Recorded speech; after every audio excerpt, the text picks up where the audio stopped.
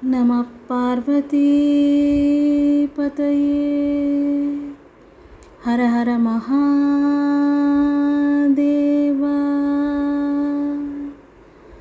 தெய்வத்தின் குரல் 3ஆம் பாகம் 56ஆம் பகுதி. சமூக தனி வாழ்க்கை நெறிகள் பரோபகாரம். வரதட்சணை பெரும் கொடுமை. நாம் ஊதாரித்தனமாக செலவு செய்து பிறரையும் இந்த வழியில் போவதற்கு சபலப்படுத்தி கடனாளியாக்குவது தப்பு என்றால், நாம் எந்த செலவும் செய்யாமல் இன்னொருத்தரை நம் பொருட்டாகவே பெரிய செலவுக்கு ஆட்படுத்தி கடனாளியாக்குவதோ அதைவிட தப்பு, பாபம் என்றே சொல்லணும்.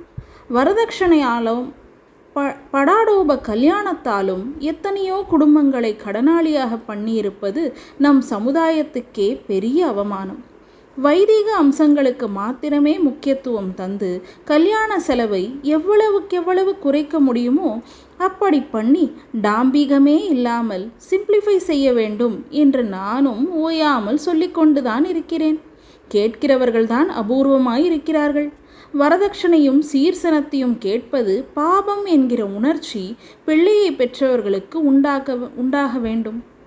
ஒரு பெண்ணின் கல்யாணம் என்றால் இப்படி 10,000 கணக்கில் செலவழிக்க வேண்டியிருப்பதால் தான் அந்த பெண்களையே வேலைக்கு விடுவது என்று ஆரம்பித்து அப்புறம் இதுவே ஃபேஷனாகி நம்முடைய ஸ்திரீ தர்மத்திற்கே ரொம்பவும் கெடுதல் ஏற்பட்டு கொண்டிருக்கிறது.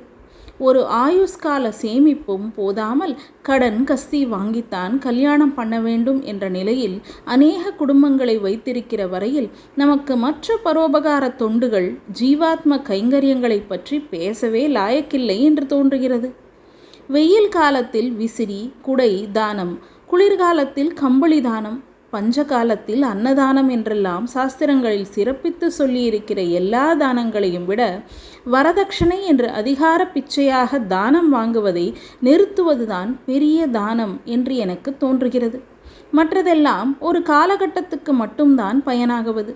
வரதட்சணையோ இன்றைக்கு ஒருத்தனுடைய வாழ்நாள் முழுவதையும், அதாவது பெண்ணை பெற்றவனைத்தான் சொல்கிறேன், பாதிப்பதோடு எதிர்காலம் பூராவுக்கும் நம்முடைய சாஸ்திரியமான வாழ்க்கை முறையையும் சாஸ்வதமான ஸ்திரீ தர்மத்தையும் பாதிப்பதாக இருக்கிறது. ஆனபடியால் வரதட்சணை வாங்காமல் இருப்பது நிரந்தர தர்மதானம் என்று சொல்லலாம். ஒரு பக்கம் ஆடம்பர கல்யாணம், இன்னொரு பக்கம் கல்யாணத்துக்கு பணம் இல்லை என்பதால் பெண்களை வேலைக்கு விடுவது, கடன் படுவது என்கிற மாதிரி கஷ்டம் ஏற்பட விட்டிருப்பது கொஞ்சம் கூட நியாயமில்லை. இதற்காகத்தான் சற்று முன் கன்யாதான ட்ரஸ்ட் என்று ஒன்றை சொல்லி அதில் தங்கள் இன்சூரன்ஸ் மெச்சூர் ஆகும்போது பாதி தொகை சேரும்படியாக பாலிசி எடுத்துக்கொள்ளலாம் என்று சொன்னேன். அந்த தொகையை ஒரு ஏழை பெண்ணை கூடிய மட்டில் எந்த சின்ன வயசில் கல்யாணம் செய்து கொடுக்க முடியுமோ அப்படி கொடுக்கிற பெற்றோர் அல்லது கார்டியனிடம் விவாக செலவுக்காக ட்ரஸ்டிகள் கொடுப்பார்கள். மேரேஜபிள் ஏஜ் என்று சர்க்கார் நிர்ணயம் செய்யும் வயசு வந்தபின் தான் வரனே தேட ஆரம்பிப்பது என்று வைத்துக்கொண்டால் வரன் திகையவே அதற்கப்புறம் 1 வருஷம் 2 வருஷம் என்று ஆகிறது. இதற்குள் அவள் வெறுமனே இருப்பானே என்று காலேஜில் படிக்க வைப்பதில் அவளுக்கு மேலே போஸ்ட் கிராஜுவேட் அல்லது PhD பண்ணின வரனாக தேடுவது. அதற்காக மேலும் 1 வருஷம் 2 வருஷம் ஆவதற்குள் இவளை சும்மா அகத்தில் உட்கார்ந்து வைப்பானே என்று உத்தியோகத்துக்கு அனுப்புவது. அதனால் அந்த PhD-காரன் இவளுக்கு மேலே பெரிய ஆஃபீஸராகவும் இருக்க வேண்டும் என்று மறுபடியும் வரன் தேடுவது என்று இப்படி போவதில் கன்னிகை என்பவள் மாமியே விடுகிறாள். இப்படியெல்லாம் இல்லாமல் சட்டப்படி நிர்ணயிக்கப்படும் மினிமம் வயசுக்கு 2 வருஷம் முன்னாலிருந்தே வரன் தேட ஆரம்பித்தால் அந்த லிமிட்டை பெண் கிராஸ் பண்ணின உடனேயாவது கல்யாணத்தை செய்து விடலாம். ரொம்பவும் வயசேறி போன பெண்ணுக்கு கல்யாணம் ஆவதே சிரமமாகிறது. இப்படி விடுவதால் தான் எனக்கு சொல்லவே கஷ்டமாயிருக்கிறது. இந்த தேசத்திலே நடு சபையிலே ஆச்சாரிய பீடம் போட்டுக்கொண்டு உட்கார்ந்திருக்கும் நான் சொல்லவா என்று இருக்கிறது. டெலிங்க்வெண்ட், வழுக்கி விழுந்தவா சறுக்கி விழுந்தவா என்று என்னென்னவோ சொல்கிறார்களே, அப்படியெல்லாம் ஏற்பட்டு நம்முடைய புராதன தர்மத்துக்கு பெரிய களங்கம் உண்டாகிறது. வசதி இல்லாதவர்கள் முடிந்த மட்டும் சரியான வயசில் கல்யாணம் செய்வதற்காக இன்சூரன்ஸ் என்றெல்லாம் கொஞ்சம் கணிசமாகவே நான் கேட்கிறேன் என்று தோன்றலாம்.